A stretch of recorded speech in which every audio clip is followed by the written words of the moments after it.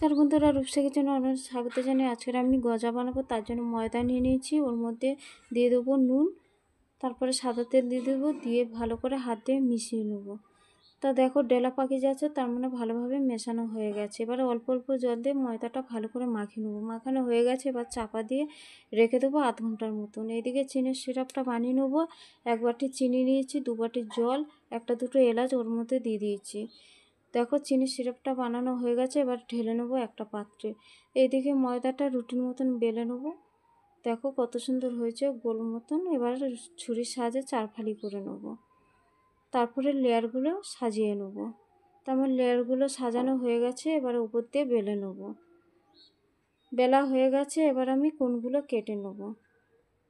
তারপরে লম্বা লম্বা করে পিস করে কেটে নেব। কাটা হয়ে গেছে, এবারে ছোট ছোট করে পিস করে কেটে নেব। সবগুলো টুকরো করা হয়ে গেছে, এবার আমি কড়াতে তেল দিয়ে এক এক করে গজাগুলো তেলের মধ্যে দিয়ে ভেজে নেব। দেখো উল্টে পাল্টে লাল লাল করে ভেজে নেব। তা ভাজা হয়ে গেছে, এবার আমি তুলে নেব। তা বন্ধুরা, তোমাদের কেমন গজা ভালো লাগে অবশ্যই আমাকে কমেন্ট করবে। তা আমার তো খুবই ভালো লাগে। এভাবে সমস্ত গজা আমার ভাজা হয়ে গেছে। এবার আমি চিনির সিরাপের মধ্যে দিয়ে দেবো, দিয়ে আধ ঘন্টার মধ্যে চাপা দিয়ে রেখে দেবো। তা আধ ঘন্টা পরে ফিরে এসেছি, প্লেটে এবারে সাজিয়ে নেব। দেখো কত সুন্দর লাগছে। এবার আমি একটা খেয়ে দেখব। সত্যি বলছি বন্ধুরা, খুবই ভালো লেগেছে। অবশ্যই বাড়িতে বানিয়ে ট্রাই করবেন, তোমাদের ভালো লাগবে।